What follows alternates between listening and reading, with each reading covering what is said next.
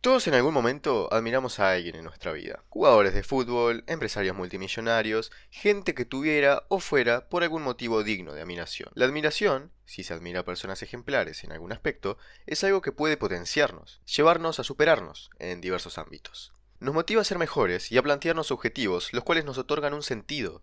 Según Séneca, filósofo estoico del siglo I después de Cristo, hay dos tipos de admiración que las personas podemos sentir: la admiración superficial y la digna. La superficial, como su nombre bien lo indica, se centra más bien en los bienes materiales, casas, lujos, todas esas cosas que, honestamente, a todos nos gustaría tener. Por el otro lado, la admiración digna se dirige más bien a la admiración de una persona por aspectos propios de la misma, como por ejemplo el carisma, la fuerza interior, ese tipo de cosas. Empezando con la admiración superficial, Séneca dice que el admirar este tipo de bienes suntuarios expone en quien los admira una debilidad, una flaqueza espiritual. Considera de persona débil el admirar este tipo de cosas, ya que no reflejan mérito. Según él, dependen de favores y buena fortuna. Las considera carentes de verdadera virtud, carentes de mérito. Lo mismo con los altos cargos, como un senador o cónsul, por ejemplo. Con la belleza física, el caso es el mismo. Esta no depende de voluntad, ni conlleva ningún mérito de quien la porta, y puede ser motivo de envidia y comparación para aquellos que la admiran. Séneca considera este tipo de admiración peligrosa, porque si lo admirás, lo querés para vos mismo, y eso te puede alejar de la virtud. Contraria a la admiración superficial, la admiración digna es aquella la cual valora la virtud en el individuo, la fuerza interior, la capacidad de controlarse a uno mismo y no caer frente a nuestros deseos banales ni la búsqueda del placer como fin en sí mismo. Un ejemplo de esto puede ser una persona que vive alineada con sus valores y creencias, pese a que su entorno intente contrariarla y llevarla a vivir un estilo de vida con el que ésta no se sienta identificada. Este tipo de admiración se fija más en la meritocracia del individuo, en todo aquello que depende de él, lo que es contrario a lo superficial, ya que esto puede ser heredado, regalado o una mera consecuencia de la buena fortuna. En una de sus cartas a Lucilio, Séneca dice: no admiramos las cosas que se logran por azar, nadie se enorgullece de tener buena salud aunque sea un gran bien. En cambio, sí admiramos lo que no se da al primero que pasa: la sabiduría, la firmeza, la justicia. Lo cual es una gran verdad. Admiramos aquellos que pocas personas tienen, esas cosas que, para lograrse, requieren de un gran esfuerzo y sacrificio por parte del individuo. El típico discurso de todo aquello que vale la pena en la vida tiene un costo y si no lo tienes porque no lo vale. Pero no todos reaccionamos de la misma forma frente a la virtud de un individuo.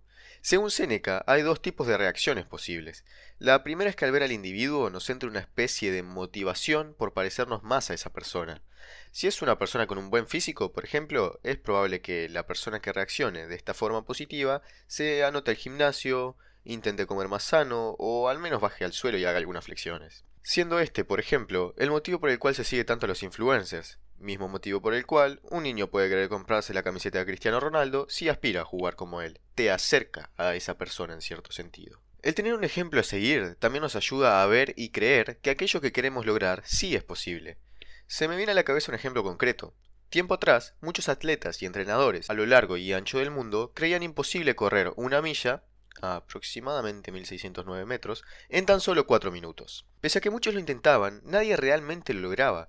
Todos se tomaban un poco más de los 4 minutos, a tal punto que se creyó que era una meta fuera de toda capacidad humana. Esto fue hasta que, en 1954, Roger Bannister logró correr una milla entera en tan solo 3 minutos. Me cago en tu puta madre. Esto fue hasta que, en 1954, Roger Bannister logró correr una milla entera en tan solo 3 minutos con 59,4 segundos. Lo interesante de esto es que, más allá de que por fin alguien lo había conseguido, a las pocas semanas y meses de haberse probado posible, varios otros atletas también empezaron a poder superar esa barrera. Y no porque hayan realizado un tipo de entrenamiento distinto, sino por el mero hecho de que vieron que sí era posible, y pudieron así superar esa barrera mental. Pero también están aquellos que reaccionan de una manera negativa frente al individuo.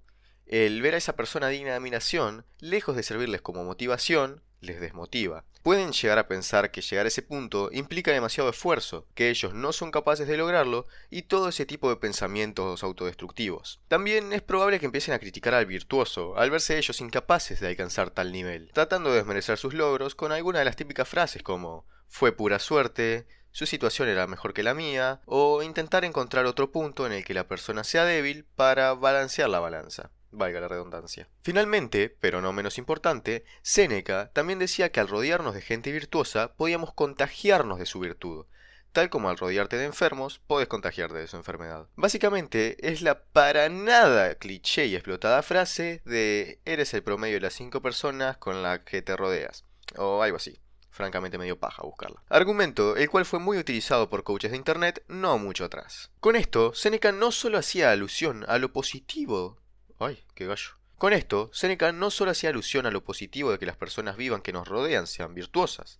También decía que nos podemos rodear de aquellos que ya fallecieron. Esto a través de, por ejemplo, libros que dejaron escritos, notas o cualquier tipo de registro que conserve una parte valiosa de su pensamiento. Honestamente, esto me recuerda muchísimo a Avatar, la leyenda de Aang, esa serie del monje calvo con un gran perro volador. En Avatar, Aang frecuentemente tiene contacto con avatares del pasado, como Roku, Kyoshi, Kuruk, etc., pudiendo preguntarles qué harían en su situación si estuvieran vivos, lo cual es una muy buena alegoría a lo que propone Séneca con esto de rodearse de muertos virtuosos. Así que no es que Séneca fuera necrofílico ni nada por el estilo. Bueno, gente, creo que este ya es un muy buen punto para ir cerrando el video, pero antes de eso quiero pedir un aplauso para mí mismo. ¡Zapé! ¡Vamos! Hice este guión repartiéndolo en 3 días y por primera vez desde el inicio de este canal no me dio paja hacerlo. Así que hoy sí que sí, con todo gusto les digo, ¡Give it to me!